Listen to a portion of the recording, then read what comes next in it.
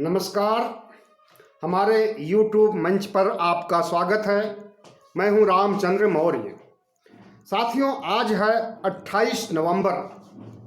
आज के ही दिन 28 नवंबर 1890 में ज्योतिबा राव फुले का परिनिर्वाण हुआ था। 11 अप्रैल 1827 को जन्मे ज्योतिबा राव फुले 63 साल की उम्र में इस देह का परित्याग किया था और इन 63 सालों में उन्होंने जिस तरह से सामाजिक शैक्षिक क्रांति लाने का काम किया था, काबिले तारीफ है। लोग उन्हें क्रांति ज्योति, राष्ट्रपिता, समाज सुधारक, दार्शनिक, क्रांतिकारी लेखक बहुत कुछ कहते हैं, लेकिन इतने बड़े महान सपूत होते हुए, इतने बड़े महान क्रांतिकारी, दार्शनिक, लेखक, कवि, शिक्षा शास्त्री, समाज शास्त्री होते हुए भारत सरकार को अभी तक ज्योतिबा राव फुले या यूं कहें कि फुले दंपति की याद नहीं आई है और उन्हें भारत रत्न दिए जाने की मांग अरसे से की जा रही है और उसको हर सत्ता ने नज़रअंदाज किया है, चाहे वो कांग्रेस की सत्ता रही हो, चाहे वो भारतीय जनता पार्टी की, चाहे वो अन्य किसी दल की। 1990 में डॉक्टर भीमराव अंबेडकर को तो बीपी सिंह सरकार ने भारत रत्न दे दिया था, लेकिन फिर भी उस समय भी ज्योतिबा राव फुले और फुले दंपति को नज़रअंदाज किया गया था। बार बार ये मांग उठाई जाती है कि शिक्षा क्रांति लाने के लिए बहुजन समाज में विधवा विवाह के लिए, सामाजिक क्षेत्र में अंधविश्वास पाखंड मिटाने के लिए, मृत्यु भोज 13वीं संस्कार के लिए, के उन्मूलन के लिए ज्योतिबा राव फुले का प्रयास सराहनीय है। इतिहास में स्वर्णाक्षरों में लिखा गया है और इन्होंने जो समाज सुधार के लिए प्रयास किया था, व्यवहारिक प्रयास किया था, सैद्धांतिक तो लेखक के तौर पर किया ही था। 1873 में गुलामगिरी लिखा था, जिसमें वह बहुजन समाज के गुलामों की जाहिली वर्ण व्यवस्था का दंश, ऊंच नीच, छुआछूत की भावना, इसका खाका खींचा था गुलामगिरी पुस्तक में और ब्राह्मणवादी जाति प्रथा पर, वर्ण व्यवस्था पर करारा प्रहार किया था गुलामगिरी के माध्यम से ज्योतिबा राव फुले ने। और 1873 में ही सत्यशोधक समाज की स्थापना किया था। सत्यशोधक समाज का मतलब सामाजिक भेदभाव, असमानता, अस्पृश्यता और जितने भी ब्राह्मणवादी षड्यंत्र हैं, समाज के षड्यंत्र हैं, ऊंची जातियों के षड्यंत्र हैं, उससे मुक्त होने के लिए एक कारगर प्रयास सत्यशोधक समाज के अंतर्गत किया गया था। इतना ही नहीं, जिसके लिए कि ज्योतिबा राव फुले को या फुले दंपति को जाना जाता है, महिला शिक्षा के लिए उन्होंने जिस तरह से काम किया था। 1848 में महिला स्कूल की स्थापना किया था और उस समय स्कूल तो स्थापित कर दिया, लेकिन कोई शिक्षिका नहीं मिल पा रही थी उस स्कूल का प्रबंधन, प्रिंसिपल बनने के लिए या अध्यापक बनने के लिए। तो उन्होंने अपनी पत्नी को ही ट्रेंड कर रखा था पढ़ाया था और अपनी पत्नी को ही, सावित्रीबाई फुले को ही विद्यालय का भार सौंप दिया। और वह स्कूल लड़कियों का स्कूल था। लड़कियों का स्कूल उसके पहले भारत में कहीं था भी नहीं। राजे रजवाड़ों के ज़माने में लड़कियों को पढ़ाने का मादा ही नहीं होता था किसी को। अगर लड़कियां पढ़ती थी तो राजे रजवाड़ों की ही लड़कियां पढ़ती थी या फिर ऊंची जातियों की। नीची जाति के तो लड़के भी नहीं पढ़ पाते थे, लड़कियों की तो बात दूर। 1883 में मुंबई में एक जनसैलाब उमड़ता है, जनसभा होती है और उसमें ज्योतिबा फुले को महात्मा की उपाधि दी जाती है। 1883 तक ज्योतिबा फुले इतना मशहूर हो चुके थे सामाजिक सुधार के लिए, शैक्षिक क्रांति के लिए, अंधविश्वास पाखंड उन्मूलन के लिए इतना विख्यात हो चुके थे कि उन्हें महात्मा की उपाधि दी गई थी। और उन्होंने जितना भी दंश झेला, ब्राह्मणवाद का दंश झेला, उनके किए हुए हर काम ब्राह्मणवाद के खिलाफ थे। चाहे वो लड़कियों की शिक्षा रही हो, चाहे वो विधवा विवाह रहा हो, चाहे वो कम उम्र में शादी की बात रही हो, हर चीज़ में ब्राह्मणों का खिलाफत थी। इसलिए ब्राह्मणों ने उनका घोर विरोध किया। और उनके पिता गोविंद राव फुले को जाकर के कान भरा ब्राह्मणों ने, तो उन्होंने फुले दंपति को, ज्योतिबा फुले, सावित्री फुले को घर से बाहर कर दिया था। घर से बाहर होने के बावजूद उनका मिशन, उनका अभियान चलता रहा और उन्होंने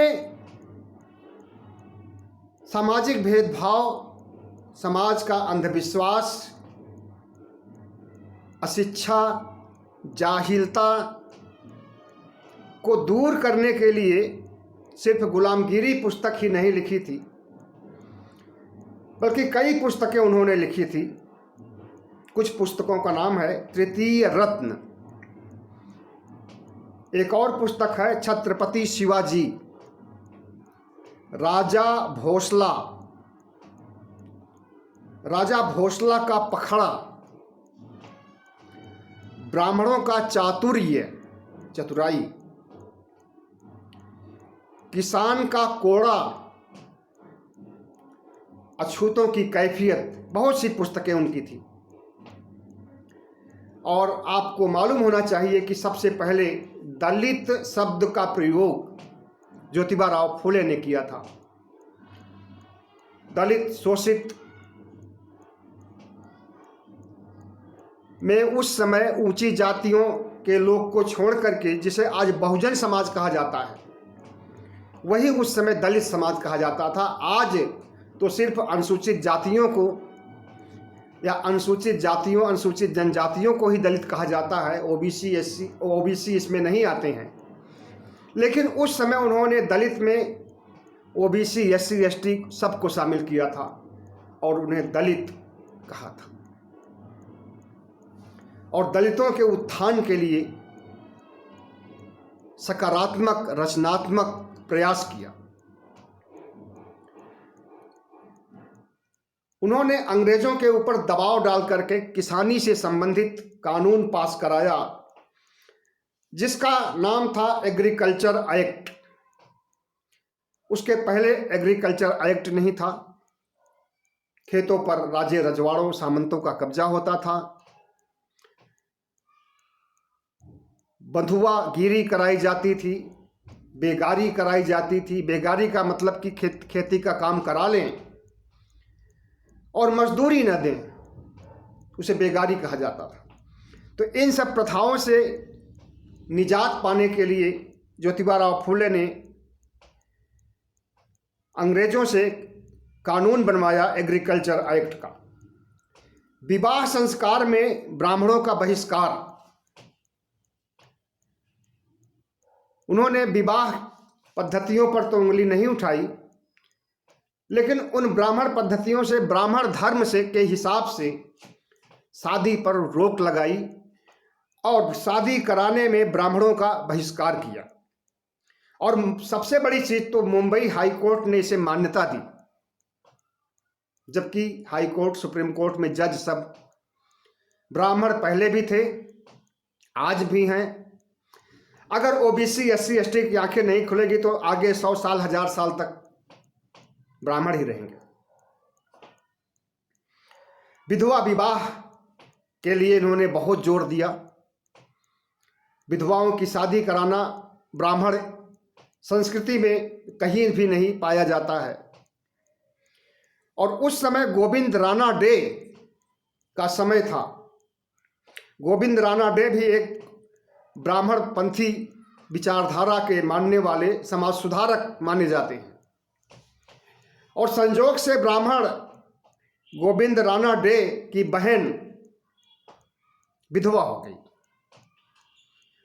तो ज्योतिबा राव फूले उनके पास गए और कहा कि बहन की शादी करनी है। उन्होंने इनकार कर दिया, बहन की शादी नहीं हो सकती है। तो उस समय ज्योतिबा राव फूले ने गोविंद राणा डे को कहा था, ये झूठा समाज सुधारक है। और उसके बाद गोविंद राणा डे की पत्नी का देहांत हो जाता है और उन्होंने 19 साल की लड़की से शादी किया। पहले ऐसे ही होता था, 19 साल, 13 साल, 14 साल की लड़कियों से शादी होती थी। इसको उन्होंने विरोध किया। फूले दंपति ने, ज्योतिबा राव फूले ने विरोध किया कि 19 साल की लड़की के साथ अत्याचार, और वो अत्याचार एक समाज सुधारक, और वो समाज सुधारक जो ब्राह्मण संस्कृति, ब्राह्मण धर्म को मानने वाला, 19 साल की लड़की से शादी किया। दलित निर्बल वर्ग को न्याय दिलाने के लिए सत्यशोधक समाज की स्थापना 1873 में किया और इसके अंतर्गत उन्होंने आज के बहुजन समाज को रखा और उन्हें अंधविश्वास, पाखंड से मुक्त, शिक्षा से लैस करने, सामाजिक जागरूकता के दायरे में ला करके बहुत बड़ा काम किया फूले, ज्योतिबा राव फूले ने। ब्राह्मणों का दान दिए जाने का विरोध किया कि ब्राह्मणों को दान देना व्यर्थ है। जो दान दिया जाता है ब्राह्मणों को, उसी पैसे को शिक्षा पर खर्च किया जाए। और ये दान सिर्फ समाज से ही नहीं लेते थे ब्राह्मण, बल्कि अंग्रेजों से भी लेते थे। ज्योतिबा राव फूले ने अंग्रेजों से भी अनुरोध किया और इनके दान पर, अंग्रेजों के द्वारा जो दान मिलता था उस पर भी रोक लगवा दिया। और जो अंग्रेज ब्राह्मणों को दान में पैसे दिया करते थे, रुपए दिया करते थे, वो सब पैसा शिक्षा पर खर्च होने लगा। 1838 में ज्योतिबा राव फूले के पिता गोविंद राव की मौत हो जाती है, तो इन्होंने 13वीं काम का रस्म या 13वीं का संस्कार नहीं किया और ब्राह्मणी पद्धति से दाह संस्कार भी नहीं किया, मृत्यु भोज नहीं किया। मृत्यु भोज की जगह उन्होंने अनाथ, गरीब, अतिशूद्र बच्चों को अपने यहाँ बुलाया और खाना खिलाया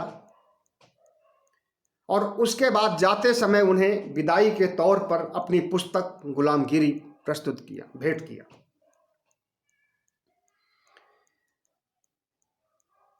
उन्होंने एक अखबार भी निकाला था जिसका नाम था दीन बंधु। मराठी में निकलने वाला यह अखबार काफ़ी लोकप्रिय था और ब्राह्मण इसके खिलाफ हमेशा से रहे हैं, क्योंकि अगर ज्योतिबा राव फुले कोई अखबार निकालें और वह अखबार में शिक्षा की बात न उठाई जाए, विधवा विवाह या समाज सुधार की बात न उठाई जाए, तो ऐसा हो ही नहीं सकता। और इन चीज़ों के विरोधी थे ब्राह्मण, सवर्ण जातियां। शूद्र कौन थे? बाबा साहब भीमराव अंबेडकर की यह पुस्तक बहुत मशहूर आज भी है। इस पुस्तक को उन्होंने अपने तीसरे गुरु ज्योतिबा राव फुले को समर्पित किया है। 3 गुरु थे बाबा साहब भीमराव अंबेडकर के। पहले गुरु थे तथागत बुद्ध, दूसरे गुरु थे कबीर और तीसरे ज्योतिबा राव फुले। पेरियार बाबा साहब के समकालीन थे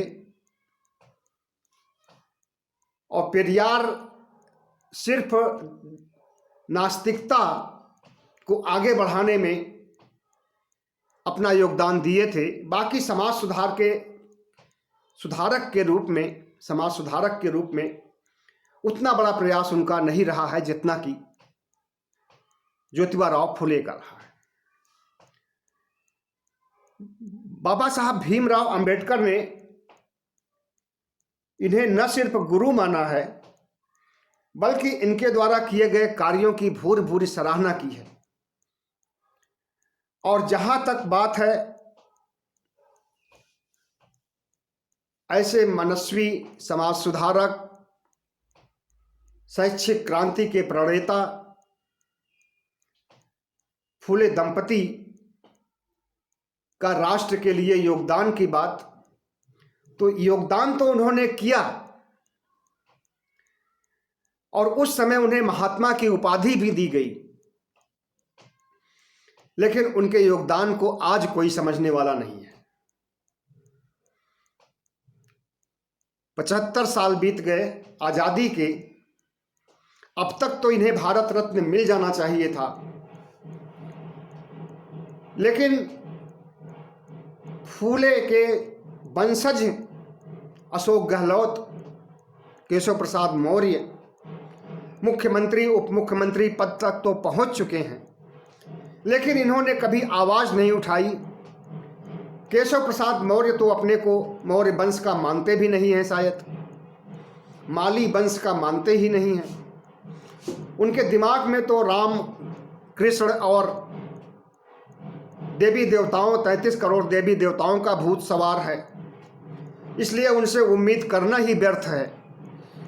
लेकिन अशोक गहलोत जो कि राजस्थान के मुख्यमंत्री हैं और माली समाज से आते हैं, उन्होंने भी आज तक भारत रत्न की मांग नहीं की। और कांग्रेस के समय में 51 साल से राजनीति कर रहे हैं। कांग्रेस के समय में अगर वो चाहते तो भारत रत्न का नाम ज्योतिबा राव फुले का आ सकता था और उन्हें मिल सकता था। छत्तीसगढ़ के मुख्यमंत्री भूपेश बघेल जरूर प्रयास करते हैं या उन्होंने मांग उठाई है, लेकिन उनकी आवाज़ नक्कार खाने में तूती की आवाज़ ही साबित हुई है। लेकिन आज जिस तरह से सोशल मीडिया पर फुले दंपति के प्रति आस्था दिखाई जा रही है और उन्हें एक महान क्रांतिकारी, शिक्षा के क्षेत्र में क्रांति, समाज के क्षेत्र में क्रांति लाने वाला आदर्श पुरुष के रूप में देखा जा रहा है। उम्मीद है कि भारत सरकार की आंख खुलेगी और वीर सावरकर के बजाय ज्योतिबा राव फुले को भारत रत्न से नवाजा जाएगा। वीर सावरकर तो 2 राष्ट्र का सिद्धांत का प्रणेता था। वो चाहता था कि भारत अलग राष्ट्र हो, पाकिस्तान अलग राष्ट्र हो। उसने लिखा अपनी किताब में, अंग्रेजों से 1-2 नहीं 6 बार माफ़ी मांगा। माफ़ी वीर के नाम से जाना जाता है उसे। गांधी जी की हत्या में शामिल रहा, हालांकि दंड नहीं मिला उसे क्योंकि सबूतों का अभाव रहा। इतना ही नहीं बल्कि मनुस्मृति को पांचवा वेद कहने वाला वीर सावरकर, उसको भारत रत्न देने की तैयारी चल रही है। अटल बिहारी वाजपेयी ने भी जब वे प्रधानमंत्री थे तो उसको भारत रत्न देने के लिए के.आर. नारायण के पास फाइल भेजी थी, लेकिन नारायण साहब ने उन्हें लंच पर बुलाया और समझाया कि जो शख्स अंग्रेजों से माफ़ी मांगा है, अंग्रेजों की जासूसी किया है, हमारे स्वतंत्रता संग्राम सेनानियों की जासूसी करके अंग्रेजों तक सारी खबरें पहुंचाया है, जो शख्स अंग्रेजों से पेंशन लिया है, पैसे लिया है या घूस या कहें उसे, और जो शख्स अंधविश्वास पाखंड से भरी हुई पुस्तक मनुस्मृति को पांचवा वेद कहा है, और जो शख्स हिंदू मुस्लिम के नाम पर अलग राष्ट्र की बात कहा है, आप उसे भारत रत्न देने की बात कर रहे हैं। अटल बिहारी वाजपेयी की समझ में आया, बात रफा दफा हो गई।